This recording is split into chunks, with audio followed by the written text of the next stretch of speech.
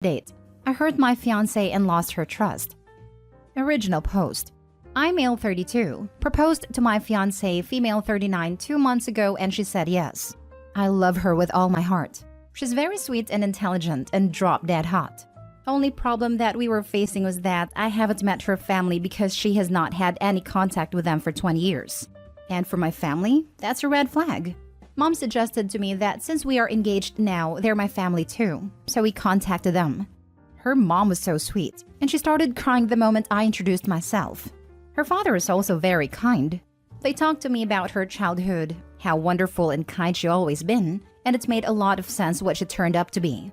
I thanked them for raising such a beautiful human. I kept in touch with them and I soon met all her siblings.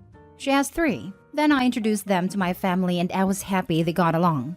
Mom suggested then that the next step is to invite my future in-laws to my parents' house and take my fiancé there so she could finally work on the dispute that she had with them.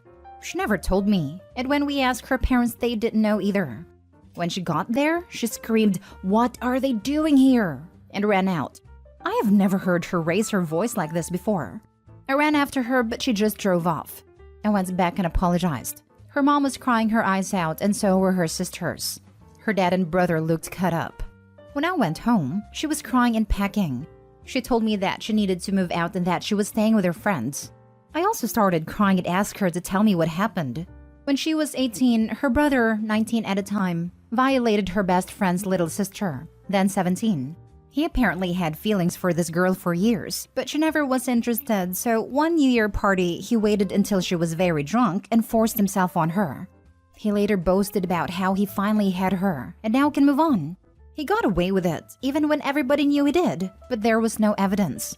My fiancé tried everything to help convict him, because she was the one who overheard him boasting to his friends and discussed what he did to that girl. My fiancé's family did everything to protect him, and a year later, the girl ended herself. That broke my fiancé, who still suffers from severe depression. She said the indifference in her family's reaction when they found out about the girl's fate still makes her blood freeze in her veins. She knew she could never forgive them. The way she was talking is like this happened yesterday. I felt sick, and I wished I didn't have to ask. I have seen her brother and how proud her parents are of their only boy, who's successful and a father of 2. I apologized and begged her to stay. Told her that had she told me all this before, I would never have brought them back to her life. She said that I should have trusted her judgment, since I always boasted about how kind and just she was. She called me later and told me that she couldn't do this anymore. Today she left the ring while I was at work and took the last of her stuff. I felt like my world is turned upside down. Tell me what I should do to make her forgive me. She's so angry with me and my family, and I totally understand her. Mom says that my fiancé is being overdramatic now, and all this has happened so long ago, and we should all move on since her family still loved and wanted her back. I don't know what to do. Now for the top advice before reading the updates. The issue is, you still don't see the actual problem. Your mistake was not to underestimate what happened. Your mistakes were to not trust her judgment and going behind her back. And it's not your nor your mother's place to say if she overreacts or not. It doesn't matter if you like her family. It doesn't matter if her parents love her. You prove that you still don't get it with your last paragraph. This exactly. He literally acknowledges blaming her for his going around her back and seems to have zero self-awareness about it even in this post. She literally had no control over the situation, but Opie still wants to make it her fault. Just amazing. Yeah, when he said we, I thought he meant his fiancé and him, not his mom. Yeah, I don't blame your fiancé one bit. Your mom sounds super crazy, and I can't believe you went along with her instead of shutting her down. Sounds like Opie's ex dodged a just-no mother-in-law. Good for her. This whole mess aside, his mom would have made this woman's life miserable. In what freaking world would be a healthy, functioning adult that you loved be no contact for 20 years for a silly issue? This fight should have started and ended with Opie asking his fiancé for details and her blowing up about having to explain herself. End of story. Going behind her back? WTF. Red flag is not talking to fiancé but his mother, and following his mother's advice behind his fiancé's back. Opie is an idiot. Now for the first update. Good morning. What a rough night I had after trying to read all of your comments, DMs, and messages. Filled with nightmares. I have called my fiancé before breakfast. I told her that I love her more than she even knows, and that I know she loves me.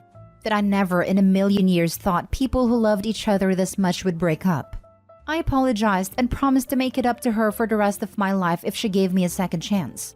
I told her we can move away from our families, but I promised her that it would be the two of us from now on. Nobody will have a say in how we live our lives but us. She was crying the whole time, and I must admit that I'm not a crier myself, but I haven't stopped crying since yesterday. I hope she gives me a new chance to make it up to her. Second update. I want to start by saying I've never experienced so much hate in my life before like what I got on my post from yesterday.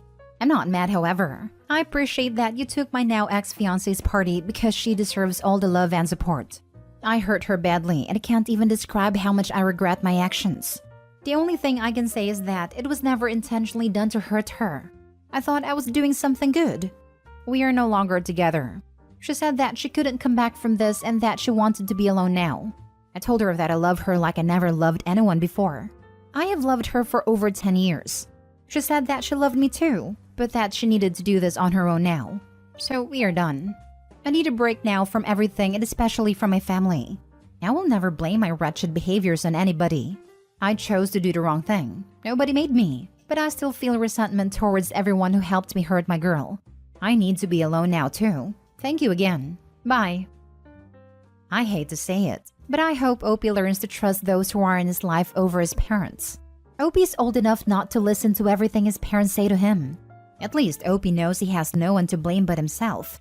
Also, I hope Opie asks his mother why she believes avoiding a rapist is a bad thing. Dude, I just feel like Opie's using his mom to deflect blame. Only problem that we were facing was that I haven't met her family because she has not had any contact with them for 20 years. And for my family, that's a red flag. Mom suggested to me that since we are engaged now, they're family too, so we contacted them. He himself said that he thought this was a red flag. So when his mom suggested it, he jumped to it and decided to go see them. His mom only ever suggests things to him. She herself never acts and does anything. I kept in touch with them and I soon met all her siblings. She has 3. Then I introduced them to my family and I was happy they got along. He keeps on being actively in contact with these people without informing his ex. He just kept it all hidden from her. At this point, his mom wasn't telling him to keep contact. He did it by himself. Mom suggested then that the next step is to invite my future in-laws to my parents' house and take my fiancé there so she could finally work on the dispute that she had with them. She never told me, and when we asked her parents, they didn't know either. Why does he at no point tell his ex what is happening? Why does he keep plotting behind her back with his mom and her family? No one is telling him to do this. No one is telling him to keep this hidden. This is all on him because he wants to get her back with her family. He's also admitted in the comments that he doesn't have that good of a relationship with his mom, and this is what's going to make him cut off for good. Like, if your relationship isn't that great, why would you listen to her? He wasn't. He was just using her as an excuse to hide behind if the ex got upset with him.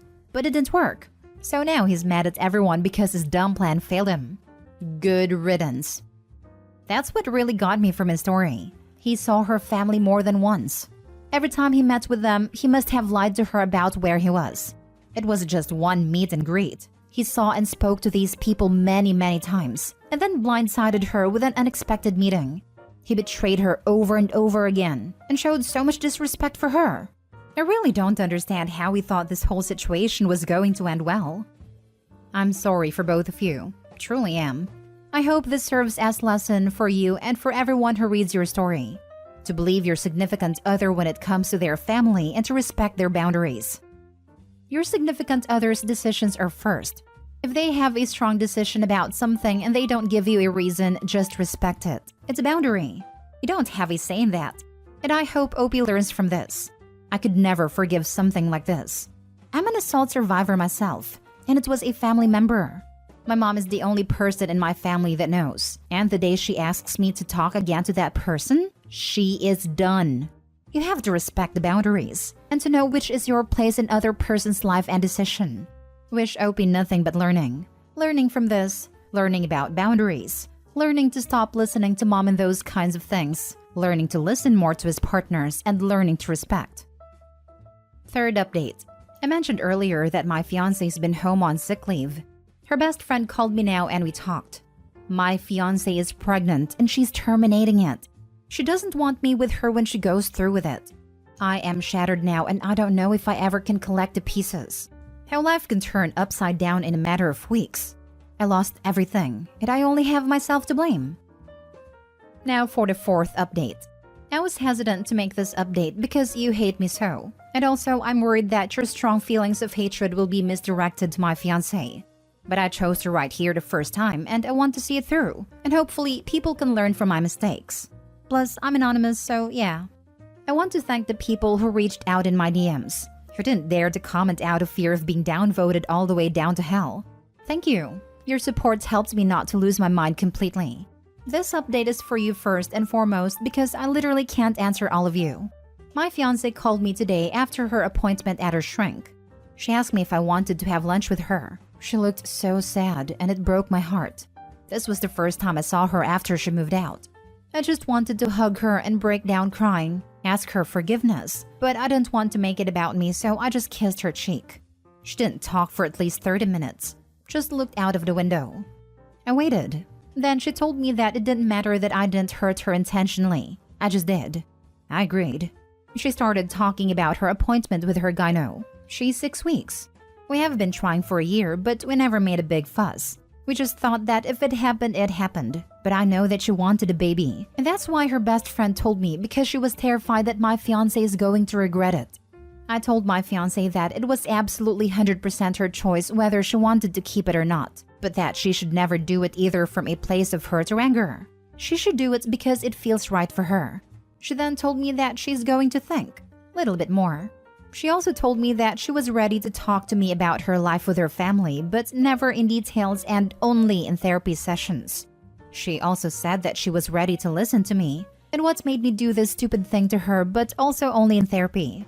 She also told me that she doesn't want to move back with me and that she wanted to postpone the wedding. She refused to take the ring back, and said she will ask for it when/if she thought we had a chance. She said that if we separate, she wants to know she's done everything. I told her I love her more than anything, and she said she believed me, and that she did too. We are starting therapy on Tuesday and will hopefully continue every week. I've spoken to her friend now, and she said that my fiancé looks like she's feeling a bit better after our lunch, and that she even made a joke. So I'm hopeful. Now for more comments before the last update. Since you're treading lightly with this new potential second chance, I'd highly recommend you stop talking to her friend about her behind her back.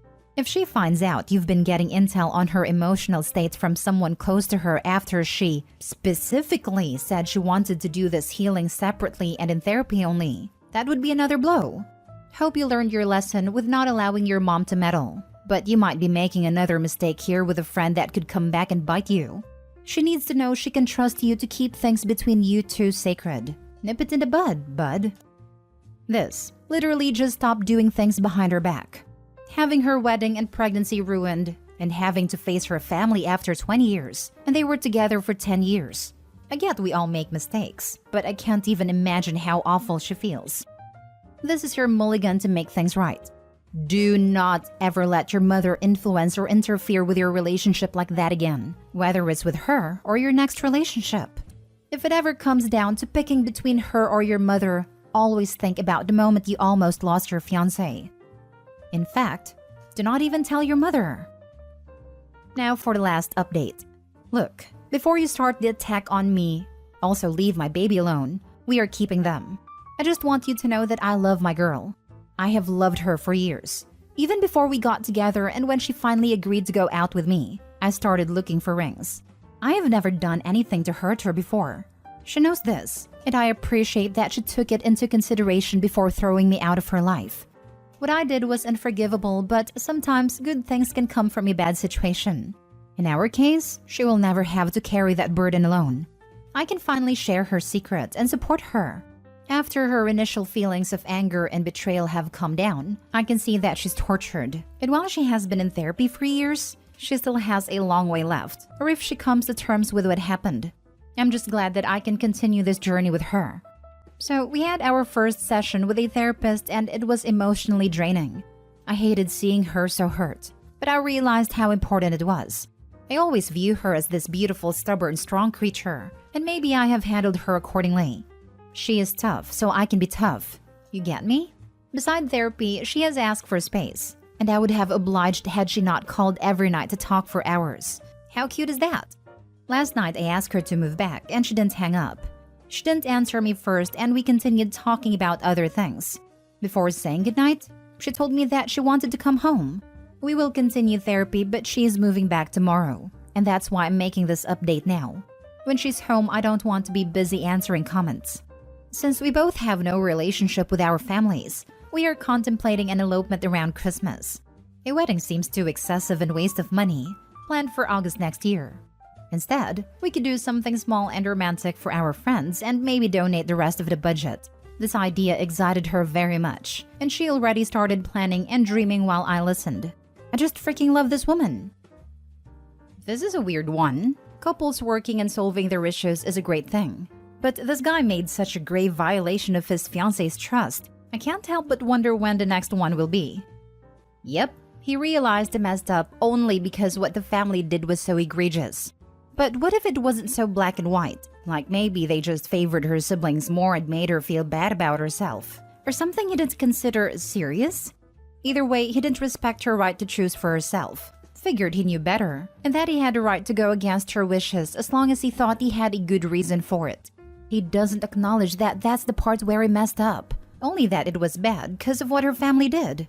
He's going to do it again the next time he thinks he's got a good reason. Because he doesn't respect her or her right to decide for herself. But what can I do to make her forgive me? He's a slimy, spineless POS, and I'm sad for the fiancé who may now be trauma-bonded and can't see past his BS. Also, the amount that he puts her on a pedestal and calls her a creature is freaking sickening. He doesn't see her as a person, only as a trophy and a possession. To hell with Opie's mom, and damn that poor fiancé's family especially. I wonder how long Opie will be able to keep his mom out of his life, especially when the baby comes.